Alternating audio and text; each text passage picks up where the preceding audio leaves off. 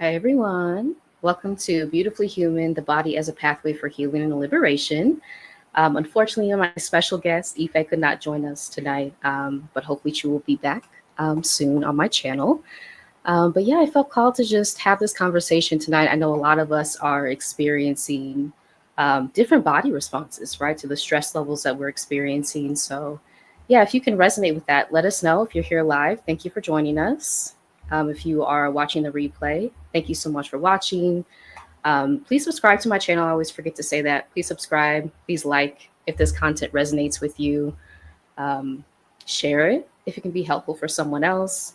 Again, as a lot of us are experiencing these really deep levels of stress, right, with what we see happening, the chaos that we see just surrounding us at all times, it can feel difficult to feel grounded at all.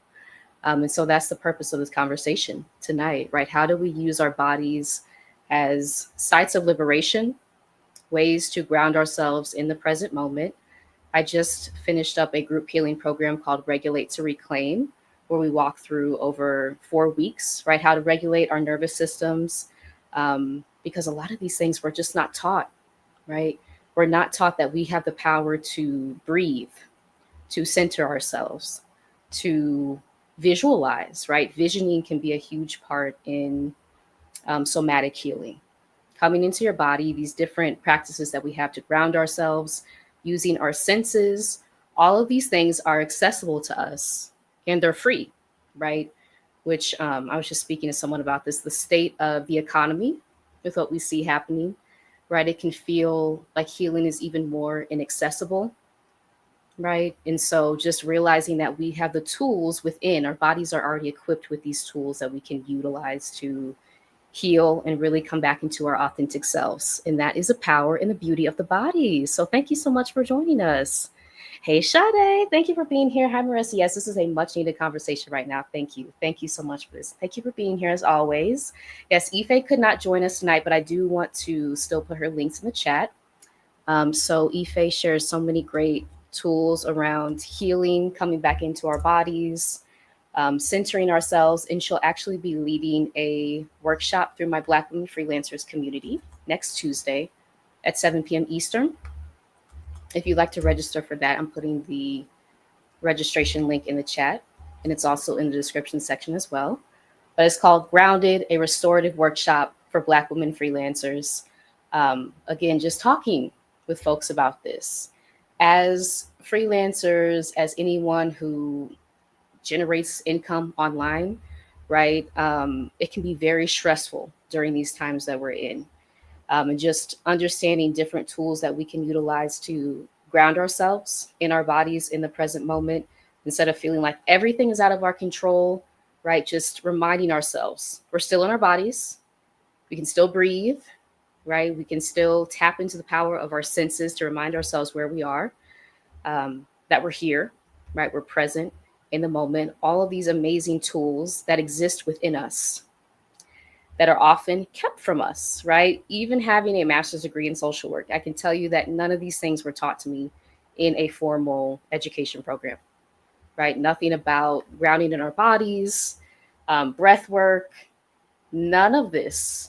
It was all completely missing from the curriculum that I learned, right? Because the Western way of viewing healing is very much within the mind, right? Which is why talk therapy is so huge.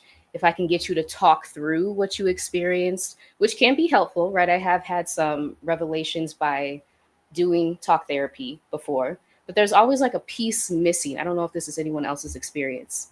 And that's really where somatic healing can come in, right? How are you using your body to move through the trauma that you may have experienced, right? To process these deeper levels of traumas to gain deeper clarity, right? And so the body is completely missing from a lot of like Western healing modalities. So, yes, good evening, Sarah. Thank you for joining us. Thank you as always. Yes, Ife could not join us tonight, but I do want to continue to put her links in the chat. So that is her YouTube channel. I just put up here, Ife Unbound. If you'd like to subscribe, please do. And this is her Instagram page. Let me link her Patreon. And if you'd like to book a one-on-one yoga session with Ife, she's also a yoga teacher. Here's the link to do so as well. And if you're watching the replay, these are also in the description section. Okay, y'all, let me get to my notes. I do want to check in and see how everyone is doing. There's a lot going on. I know that I have had to retreat a lot from the different things that we're experiencing because it's an intentional energy drain, right? It's intentionally trying to take us out of our bodies so that we feel so ungrounded we don't know where to go, right, to plan.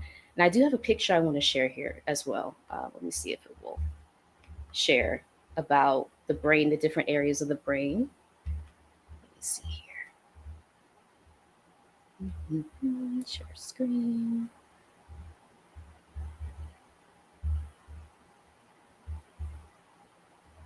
I feel like that's there we go. Yeah, so these are the different areas of the brain. I've been studying this, right, as I'm learning more about somatic healing, nervous system healing. As I said, I just wrapped up last month a 4-week healing program for Black women on nervous system healing. How do we get back into, right, a state of feeling grounded, even if we have experienced trauma in the past? That doesn't mean that feeling grounded is off limits to us.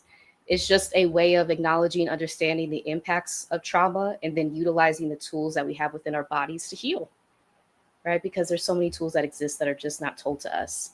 So if you can see this, let me check in real quick because I'm sharing one of my tabs. Okay. These are the areas of the brain, right, that are impacted when we experience trauma. So the amygdala can really take over. As this graphic says, the amygdala is wired for survival. When active, it is hard to think rationally. The more hyperactive the amygdala is, the more signs of PTSD are present. The prefrontal cortex, right, rational thinking regulates emotions such as fear responses from the amygdala.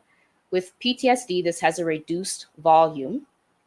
And the hippocampus, responsible for memory and differentiating between past and present, works to remember and make sense of the trauma. With consistent exposure to trauma, it actually shrinks. And so we see the impacts of these things, right? As I just talked about yesterday, actually, in a podcast episode.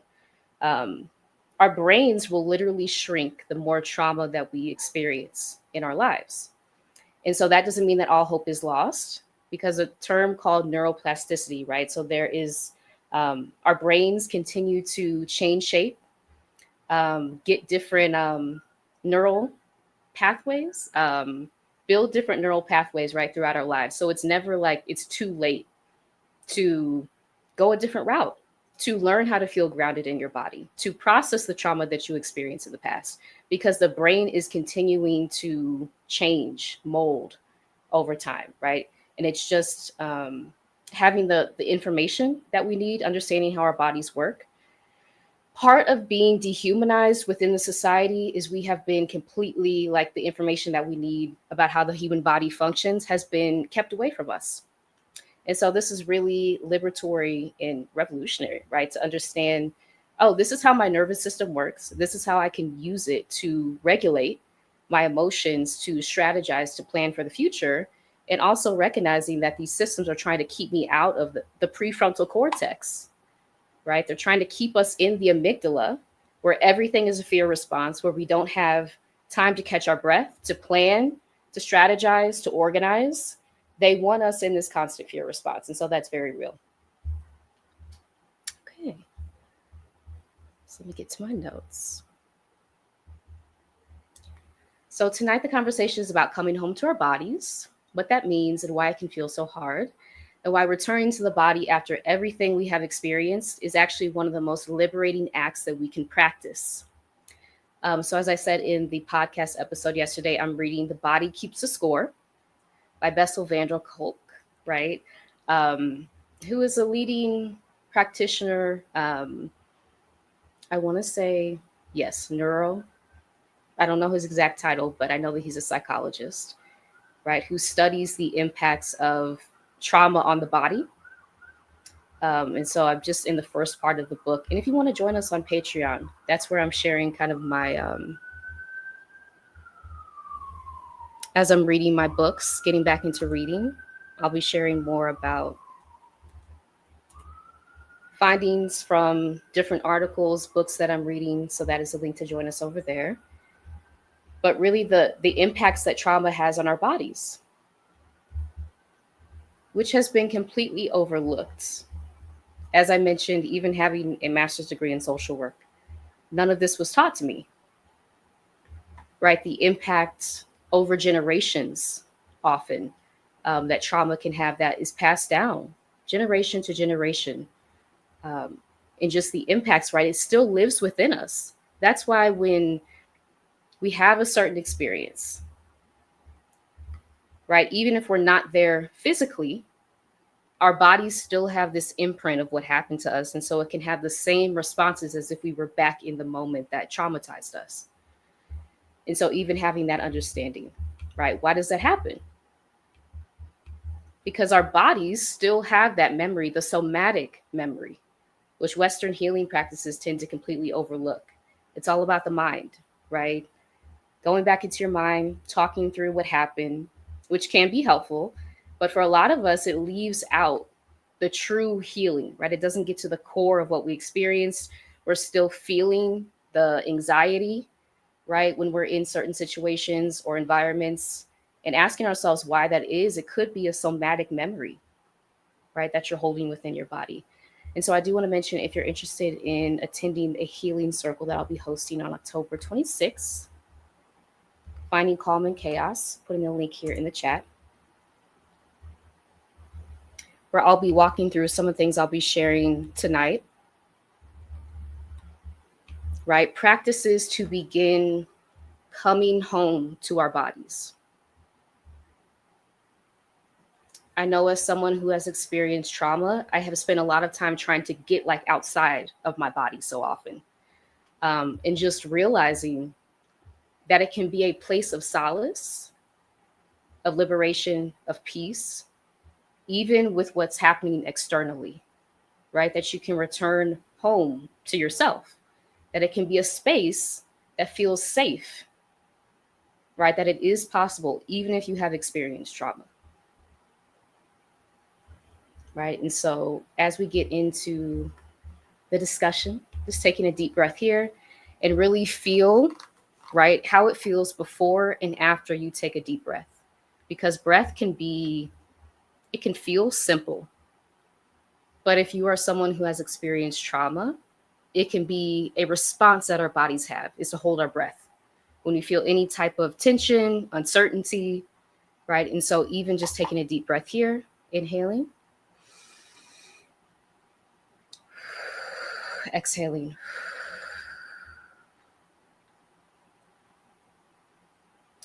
Notice how you felt before you took a deep breath and then after, right? And inhale again. Exhale.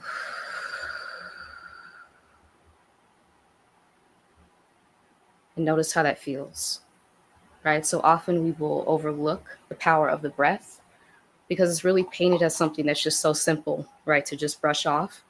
But it's not. You're regulating your entire nervous system. You're signaling to your brain that you're safe, right? Which passes all this information throughout your body. And so it's really not simple. It's something that you can access, right? Anytime you feel this level of uncertainty, overwhelm, overstimulation, breath work can be a place to get you back, right? To where you feel at home in your body again. It really lets your body know, right? These practices, that you're here, you're in the present, you're safe in this moment, right? And you can take your time. Really reiterating to yourself, even as an affirmation, you're safe in this moment. Again, those of us who have been in unsafe environments, that's huge to now affirm to yourself, right? The place that you are, even if it's within your own body, right? Because that counts too. I'm safe here. So you're already signaling to your body, I don't need this trauma response. Thank you for trying to protect me, right? Because something about this environment feels familiar. It's bringing up a somatic memory that I have. And also I can tell myself, I'm safe here, right? This is not that environment. This is something different. And so thank you, body, for trying to protect me, right? But I can tell you consciously that I'm safe, signal to my brain to relax, come back into the parasympathetic nervous system, right? Versus the sympathetic nervous system, which is a state the nervous system is in when we are fight, flight, freeze, when the amygdala, right, is overtaking our prefrontal cortex. We're just in survival mode, right? We're kind of distracted, right? We're fighting for our lives essentially. And that's what this society likes to keep us in. They don't want us to tap into the power. We get to our prefrontal cortex, right? Of strategizing, of organizing, of planning for the future, of being able to process what we're experiencing on a much deeper level. They don't want us there, right? So if it's difficult to feel safe in your body, know that it's not your fault. It's a practice over time. Okay. So if you're just joining us, Ife could not join us tonight, but hopefully she will be back here soon. But she is hosting a workshop next Tuesday at 7 p.m. Eastern called Groundwork, a restorative workshop for Black women freelancers within my Black Women Freelancers group. If you'd like to join, here's a link to register.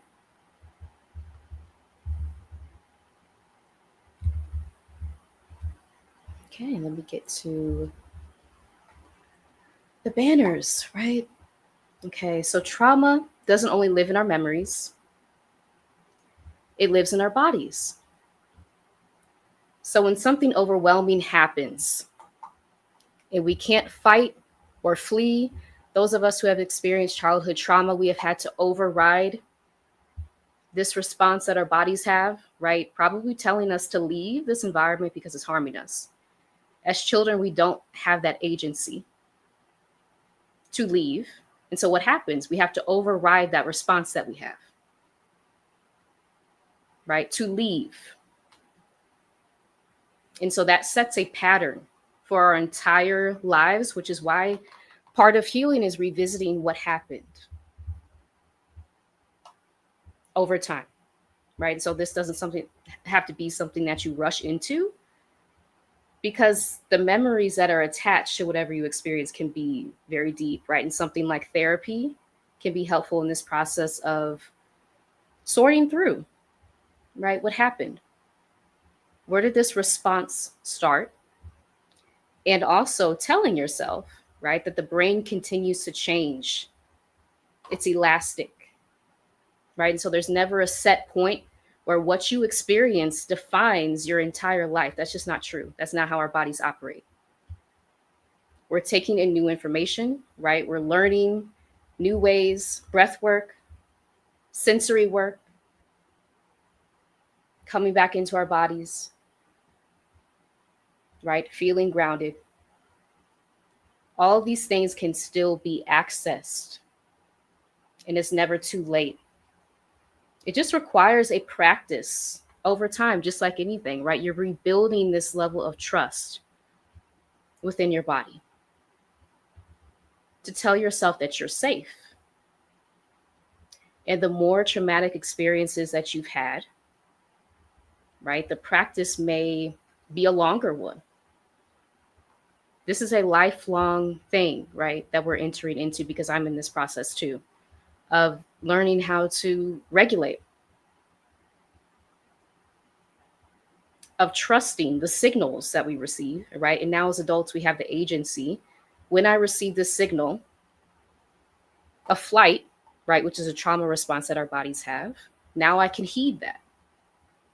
Now I have the agency to leave, to make my exit strategy part of the work Dr. Kamani and I do, right, for Black women in toxic jobs. Even if you can't do it right now, tapping into the power of your prefrontal cortex, right, to plan, to strategize your exit from this environment that's harming you, because we are not here to be harmed, right? Contrary to the messaging that we receive, so many of us throughout our lives, that we are here to be harmed. That's a message rooted in our continued oppression, right? And so just understanding that may be helpful. So our nervous systems may have found other ways to survive: freeze, feeling numb, completely disconnected emotionally, right? From your feelings, from your senses. The author of The Body Keeps a Score, he has an example, right, of someone who he referred to massage therapy who had experienced deep levels of trauma. And she couldn't even feel her feet, right? So when someone would touch her feet, she couldn't perceive that in her brain. So this is a trauma response that our bodies have entered into. And yet, right, with that example, she was able to begin feeling over time because it is a practice of healing from trauma. It's not something that you do overnight, right? And something that I make clear, like in my group healing programs, this will get you started on this journey, but this is a lifelong practice that we're entering into, right? And not just our lifetimes, this is generational healing. This is something that can be passed on to future generations, right? We're changing basically like how our bodies respond, right? Not just for us, but for future generations. It really is that deep. So this disconnection that we feel is not often a one-time thing. It is patterned, it is generational. We're often navigating a world that tells us something I've talked about before, right? To be strong, to be silent, to push through pain, to smile while carrying the weight of everyone else's expectations. We've been told, right, and it's been true, our survival has depended on staying calm on the outside, composed, overworking, even when we're falling apart inside.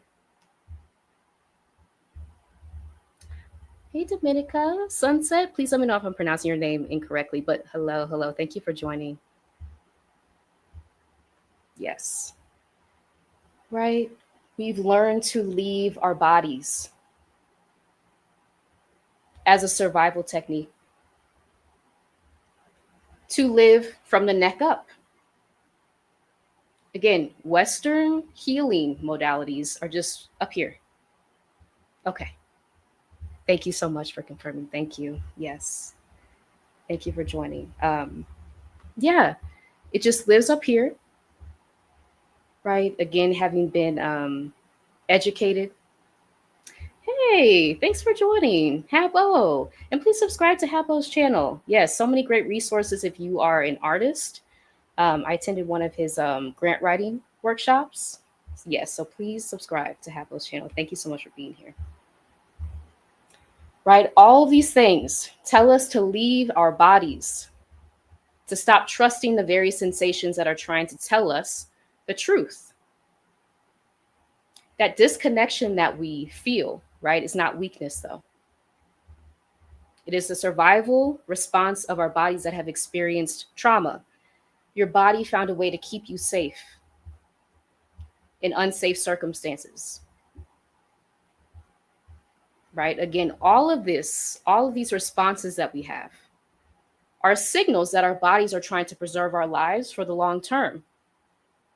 Right? They want us here. Right? And that can be a powerful point of healing. Once you realize this is not like a nuisance, something I talked about yesterday. This is not something like I'm having this migraine again. I'm supposed to be pushing myself past this to get to this endpoint. Right? No, your body actually loves you so much. It's trying to tell you to slow down. Right? Because I want you to be here for the long term.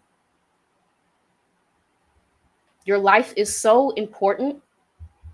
The essence housed within you is so vitally important, right? It's here for a reason. And I'm doing everything I can to try to preserve that for the long term. That's what your body is doing. But we receive messages, right, that our lives are not that important, that we're not supposed to be here for the long term, that we're here to be utilized, right, and exploited by other people. That's the messaging we receive. Our bodies tell us that's not true. Because why would they go through all of this to try to protect us, preserve our lives? Hey, Sammy Bliss, thank you for joining, as always. Thank you so much. So healing is about letting your body know that the danger has passed, right? Or at least we can begin to respond to life with choice, leaning into the power of choice. Do I want to go down this route or do I want to go down this route? The visualization that I've shared before that may be helpful, the fork in the road, right? If I go down this pathway of spiraling, okay, I'll use an example, social media scrolling, I know the response that my body is going to have. I know that I'm probably going to feel overwhelmed. My anxiety is going to peak. What if I went down the other fork, the other pathway in the fork? What if I chose to put my phone down instead and go outside? Right? Leaning into your power, your agency. And your body responds to that, right? And notice how you felt before you were scrolling, right? While you were scrolling, then after you decided to go outside. That's the information you have to move forward. But it's really about leaning into your agency in that moment, right? If you notice yourself in a pattern that leads to a spiral, can you take yourself out of that before you go full spiral? Something to ask yourself. Sammy says, breathing in and out mindfully help with my panic attacks at a good government job. Thank you for sharing that. Breath work is really that powerful. I appreciate you sharing that. Yeah. Breath work can interrupt a panic attack. It can. Yeah. Yes. And I appreciate you saying good government job in quotes. Yeah. Yeah. Yeah. Because we've seen the toxicity, right? At places that we were told we're supposed to aspire to, they're supposed to be stable, supposed to be in place. And we're seeing, unfortunately, right, the effects of that's not true. So many things like are being revealed that are challenging these things that we have been told, right? That we just have to push through and that will be stable, right? We have to sacrifice our health to get the reward. We're seeing, and it's been like disturbing, right? The rug being pulled out from so many of us with no concern, with no care. And so that's the type of society we're living in, right? And so the more that you can first recognize that, right? Refraining from self gaslighting. No, we really are experiencing this. These environments are unsafe. That's why our bodies are responding this way. You're not making it up. You're not imagining it. That's real. And also, you have the autonomy, you have the agency to self regulate, to view your body as a place of refuge within your external environment, right? That no one can touch. Once you have an understanding of the different tools that exist within our bodies that we come equipped with to regulate, right? No one can take that information from you.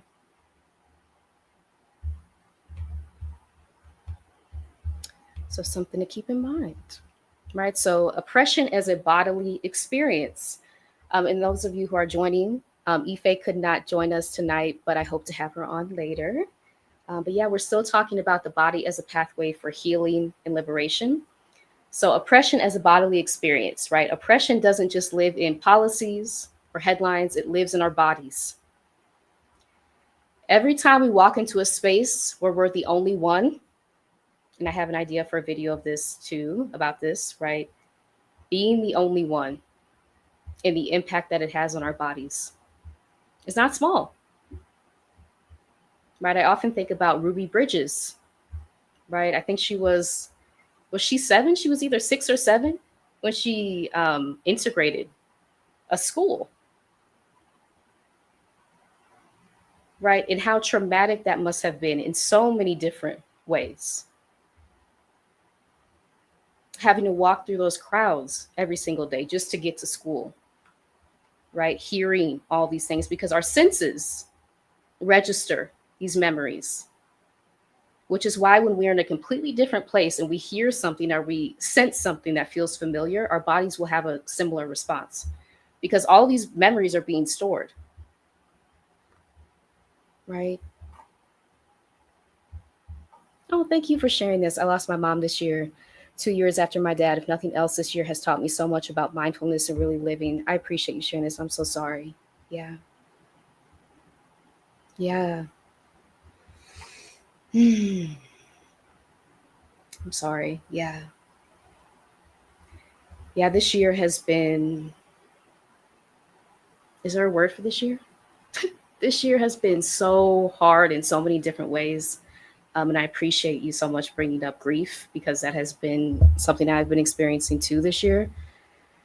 Um, yeah, just so many things happening like simultaneously and trying to find a way to feel grounded. It can feel impossible sometimes, right? All these things swirling around us, our own lived experience, our own personal grief that we're navigating, plus externally, all the things we see happening. And so, even just realizing that you're not alone can be huge because a lot of us are experiencing this. Yeah. And also learning different ways to soothe, right? As you mentioned, mindfulness, living, joy, things that we're taught that are off limits to us because we're given the messaging, right, that we're just here to be a labor force. And that's it, right? That's dehumanizing. Rejecting that message, no, we are here to experience the full spectrum of being human, right? Not just our labor for someone else, but for us, right? Our lives are for us. Yeah. Tough, but I'm living even in the midst of all this now more than ever. I appreciate you sharing that. Yeah. Yeah. Living more fully. Yes. Yeah. Hey, Leslie. Good evening, ladies from the lovely Grenada. Yes. No, no, no. You're fine. Yep. We appreciate you being here as always. Yes. Grief, that is indeed the word of the year this year. It's been a rough, rough year. Mm-hmm. Yes. Yeah. Yeah. I was just reflecting on this with the passing, right, of Asada Shakur. That hit me like a ton of bricks. And I'm like, whew, just all the things just piled on top of each other this year. It's been so much. Yeah. And so if you are looking for a safe space to learn different somatic healing tools, I will be facilitating a somatic healing circle on the 26th at 5 p.m. Eastern, which is a Sunday.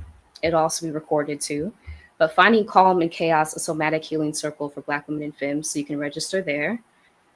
Just learning different, again, tools that are already housed within our sacred vessels. We are taught so often to look externally, to look to people in authority for our healing, right? Can you, like, getting permission to heal sometimes, that's what it feels like. But knowing that you have the tools already within you, right? Through breath, through gentle movement, through grounding, using your senses. I'm trying to think of the things we talked about in Regulate to Reclaim, which is my group program that I facilitate. Yes, grounding work. Visualization is another tool. So also relying on your senses, right? To visualize a different future, to visualize yourself in a place that feels safe, calm.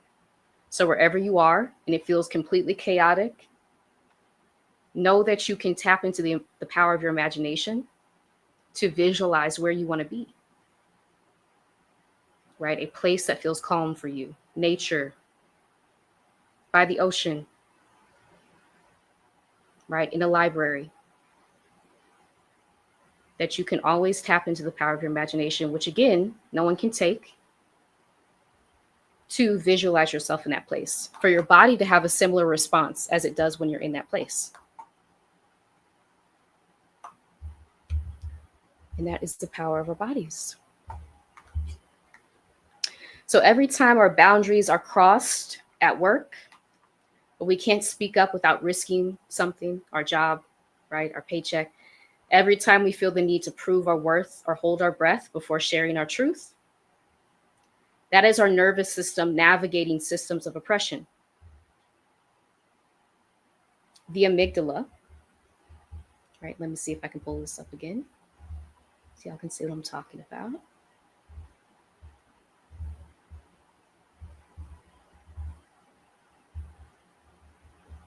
All right, so the amygdala, which is our brain's alarm center, doesn't just respond to physical threats, it responds to emotional and social ones too.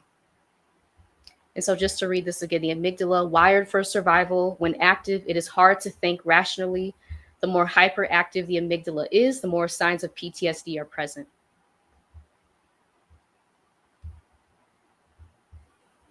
Right. And so just to think about this, again, as I spoke about yesterday on the podcast episode that I recorded, right? If we think about this generationally, how long we have been operating with the amygdala leading because we've been in survival mode for so long. And it feels impossible to access. How do I strategize? How do I plan for the future? The hippocampus is also disrupted with trauma, right? So the memories that you're storing, you may not be able to access what happened in the past because you're just focused here. All your body's energy is trying to survive. And so this is very intentional. They want us operating with our amygdala to have this constant sense of alarm where we don't tap into how do we plan for the future, right? How do we strategize? How do we get the information from the past to chart the path forward? They don't, right? They're trying to keep us away from that.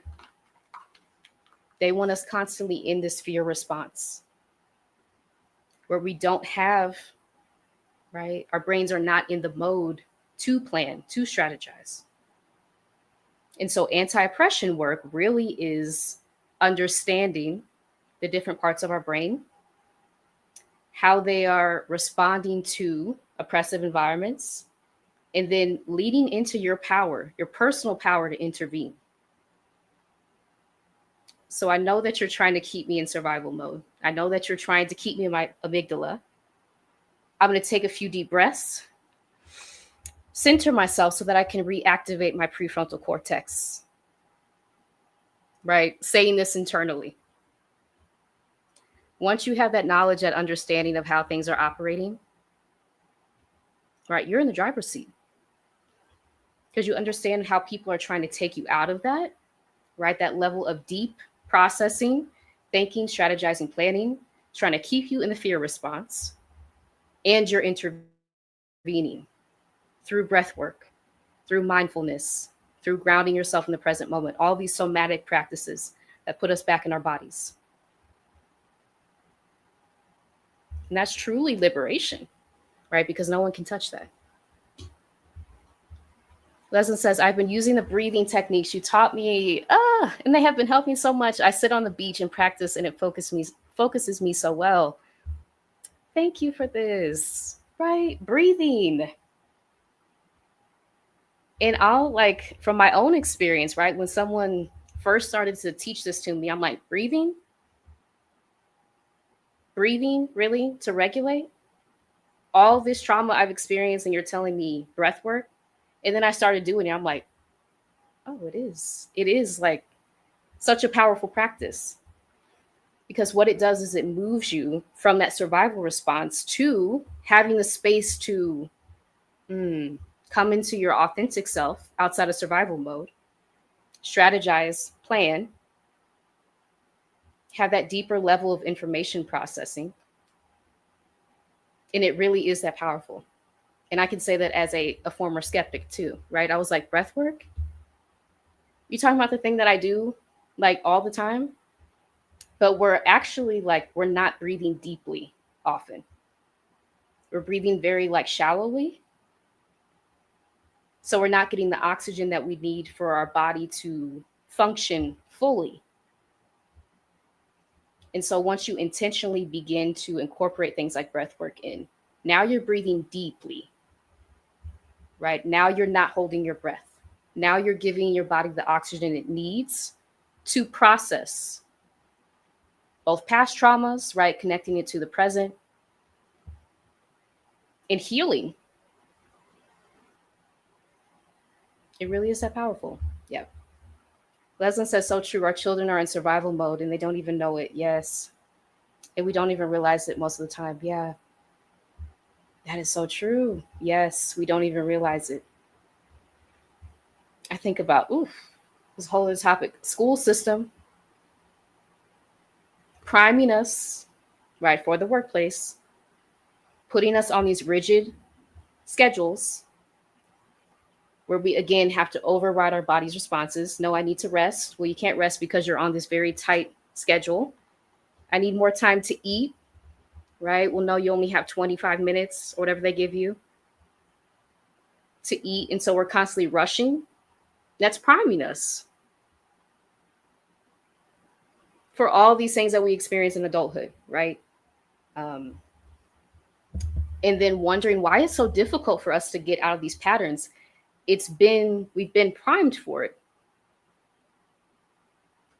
since we entered the school system, right? Probably even before that, to operate in this way, to override our bodies, to hold our breath, to feel like we're constantly on this rush, right? Where are we going to? It's this constant like rush all the time. And it's meant to keep us in survival mode. Yes. Leslin says, very true. It regulates hormones and shuts down the amygdala. Yes, as a result, it has kept me in flow more often. Thank you for sharing this. Yes. That's the power of breath work. Yeah, and so breath work is something we'll be covering at the Healing Circle.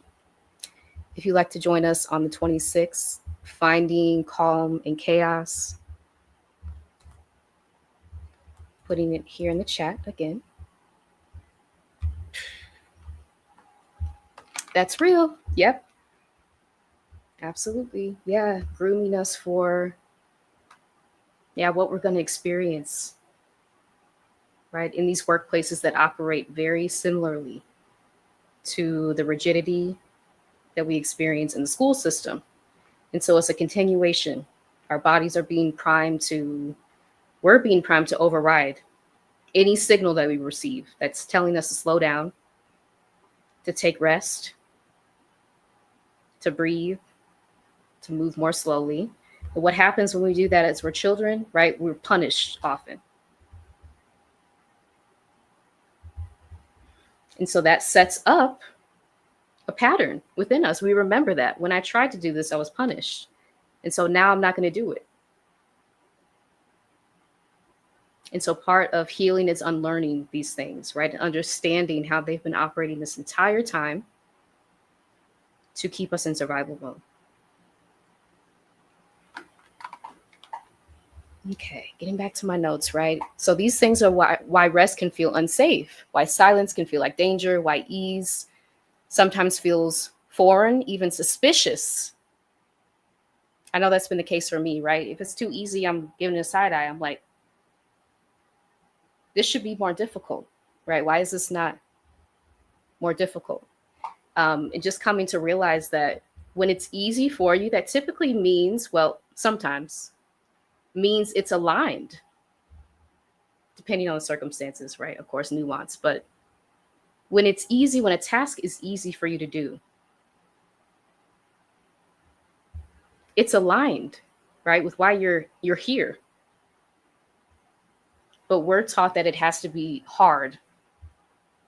It has to be difficult. It has to be all these things for it to count. And that keeps us off our path of alignment, right? Because now we're looking for the difficult thing instead of the easy thing that was aligned. It's very deep. Yeah. Pavlov's theory. I'm not familiar with this. Can you please share more, Leslyn, if you're open to it? Thank you.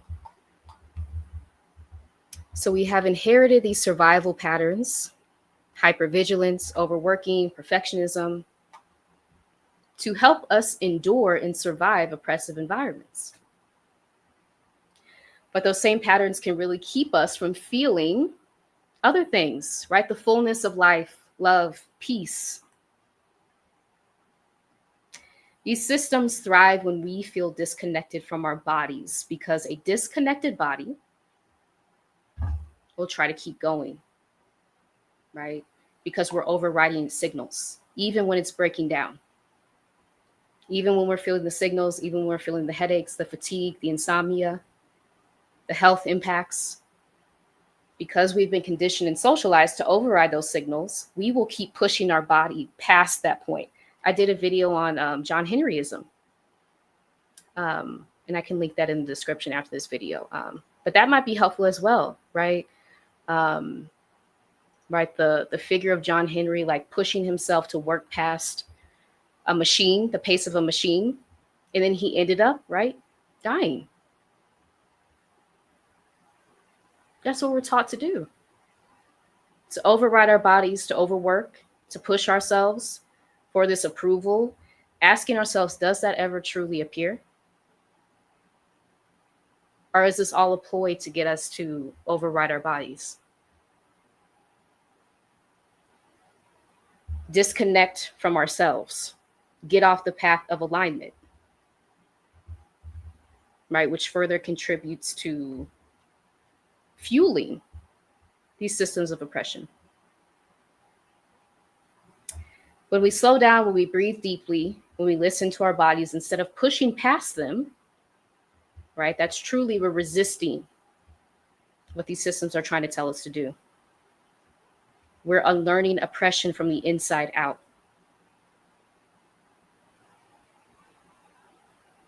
Right? So the politics of refusal. No, I refuse to push myself past this point. That you're dangling this thing right in front of me. Like, keep pushing a little bit further and I'll give you this reward. Right? Like, no, I refuse.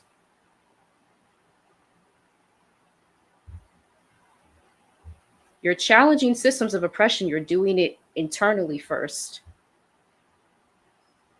Right? And that naturally has effects outside of you.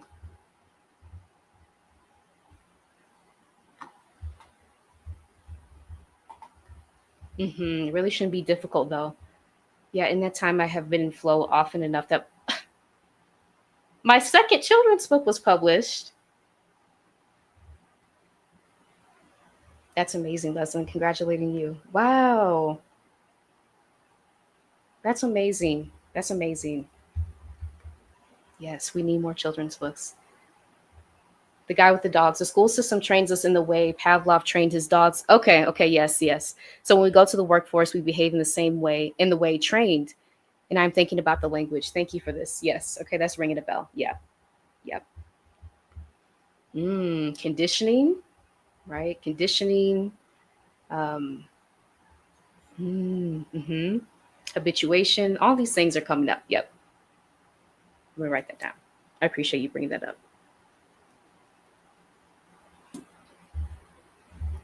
Okay. So coming home to our bodies is liberation. This is truly revolutionary work, right? It is you saying to yourself, I refuse to abandon myself to survive a system that was never built for me. I refuse to abandon myself to survive a system that was never built for me. This is truly somatic liberation, right? The understanding that healing and freedom live within us. And they're accessible to us at any time. We don't have to wait for other people's permission, right? Can I do this breathwork exercise? Can I ground myself in the present moment? No, that's you, right? You're granting yourself permission to do this, to take a deep breath, to go outside, right? To sit in nature. When we practice awareness, when we pause before we react, when we ground, right before we feel the sense to perform, we're reclaiming the agency that oppression tried to strip from us. Our bodies remember what it feels like to be free. As I always say, like there was a history before enslavement of thousands of years. But we are taught, right, within this context, that our history just started with the enslavement of our ancestors. No, there's thousands of years.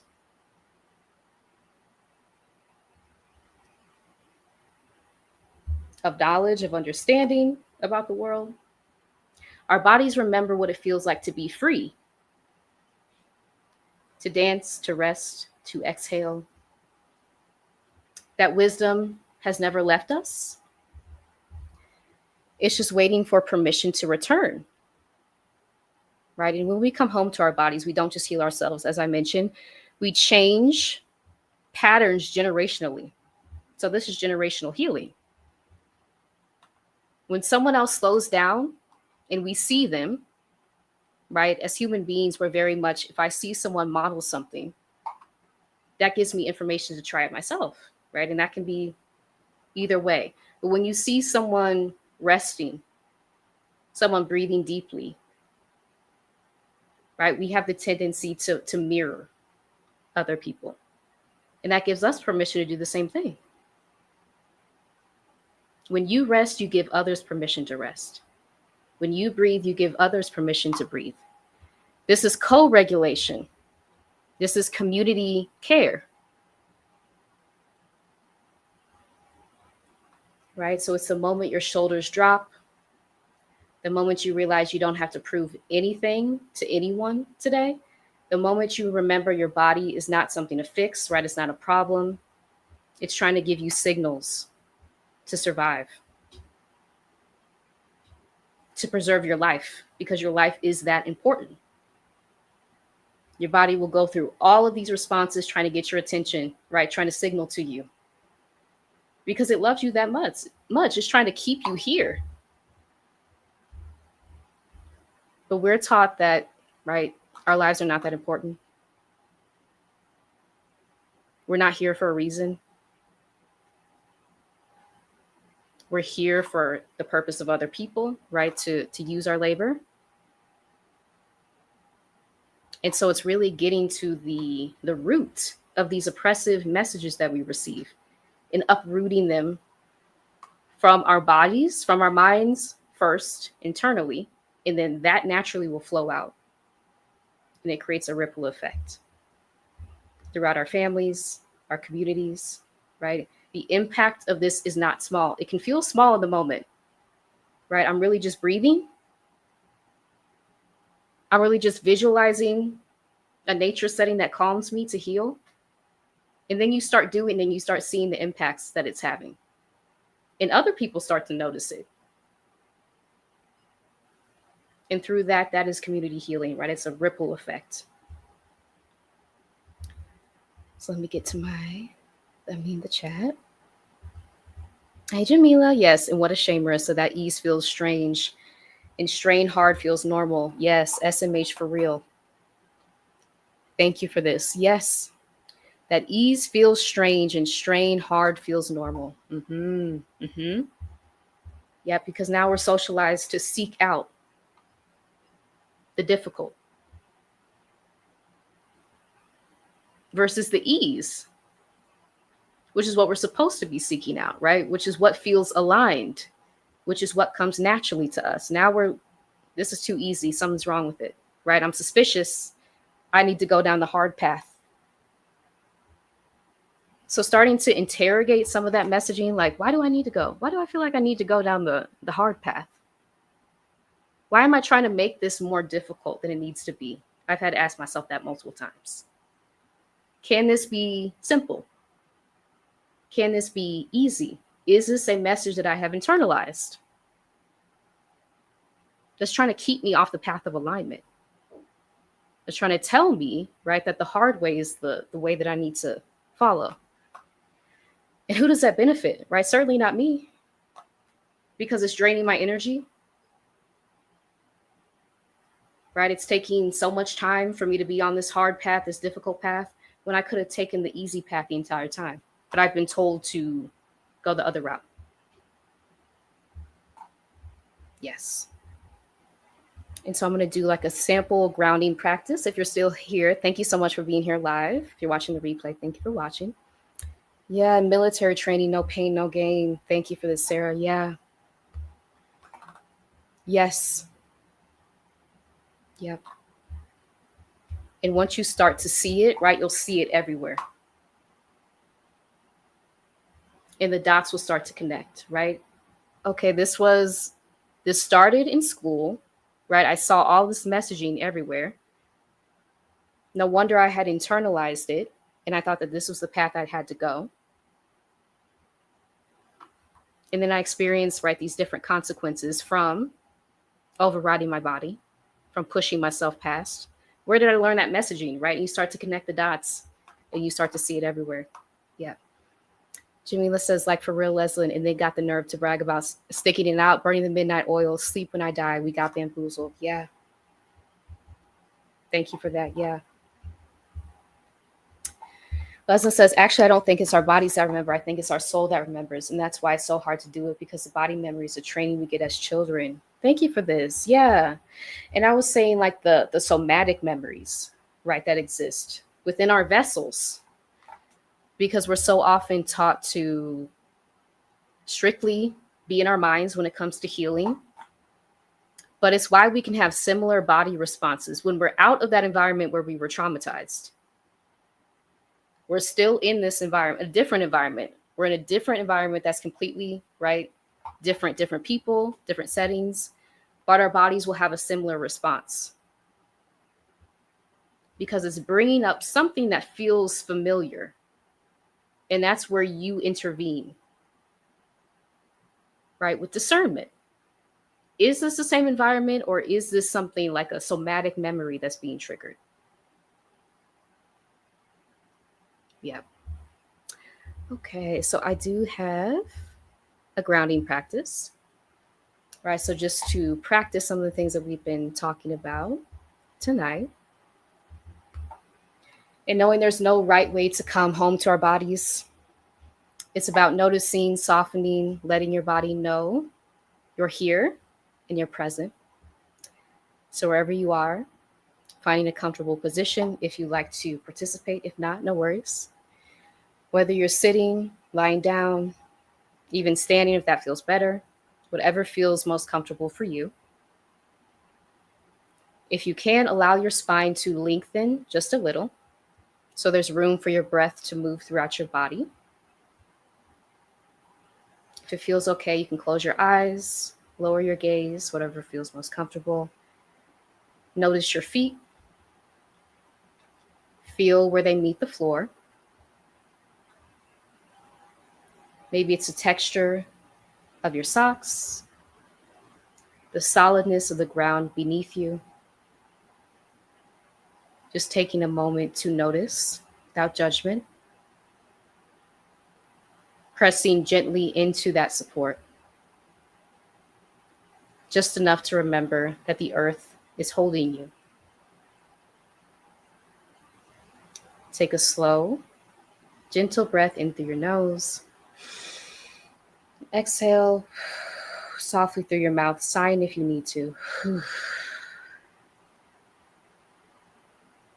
Notice the weight of your body, the way the chair or the floor is supporting you. Know that you don't have to hold yourself up right now because you're being supported. If it feels good, maybe rolling your shoulders, letting them drop down and back. If your jaw feels tight, see if you can loosen it. Let your next breath be just a little bit deeper. So feeling your belly, your ribs, your chest, inhaling, and then letting it all go.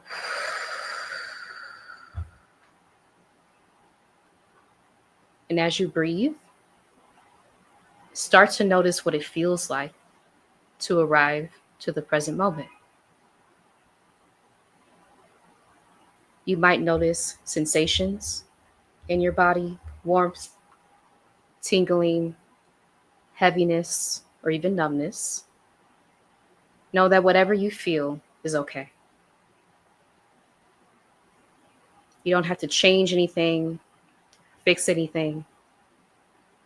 Just become aware.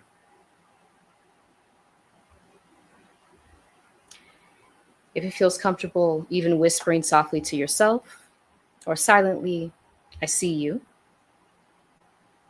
I'm here. And let that be your nervous system's cue that you can feel safe again. So, taking another deep breath in. As you exhale, imagine releasing the tension of the day, the to do list, the performance, the tightness, the guarding, right? Let your body soften and allow your nervous system to register that this moment requires nothing from you. And now, as you breathe, feel for the quiet in between the breaths that you're taking, right? Those small, still spaces that you're creating, those are doorways to expansion, to visualizing, places that feel peaceful. That's the body remembering its own wisdom. So taking one more deep breath in, exhaling, letting your body know you are sacred ground, you are home. And so I want to check in if you're here live, if you did that exercise, how that felt, because often that's the information we need to make something a practice, even if you have just 1, 2, 5 minutes per day to breathe deeply, to ground in the present moment, right, as a way of coming back into our bodies, healing what we've experienced over time, right? The body is a pathway for healing and liberation, the title of this video. Leslie says, I am home. I love that. Thank you for sharing that. Thank you. And so, yeah, that was a snippet of what we'll be practicing within the somatic healing circle on the 26th. So here, again, it's scrolling on the screen, but here's a link to register for Finding Calm in Chaos, the somatic healing circle for Black women in FEM. So please join us over there, October 26th, Sunday, October 26th, 5 p.m. Eastern. And it'll also be recorded too if you can't attend live. Yes, felt wonderful. Thank you for this. Thank you. You're welcome. Thank you, Sarah. Yes, you're welcome. Okay, y'all. So as we close tonight, first of all, thank you for being here. And if you joined late, Ife could not join us, but I hope to have her on in the future as a guest. She will also be facilitating a workshop in my Black Women Freelancers community called Groundwork. If you'd like to register for that, here's the link to do that. And her links are also in the description. So please follow her, subscribe to her YouTube channel, and her other social links in the description as well.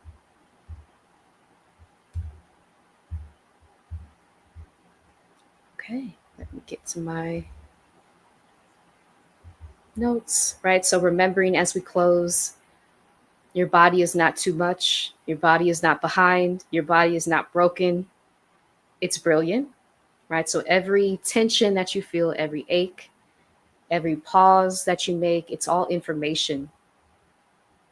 All of it is information that your body is trying to give to you, right? To bring into your conscious awareness.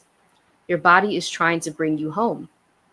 Coming home to your body after all we have endured, not just in our individual lives, but collectively, generationally.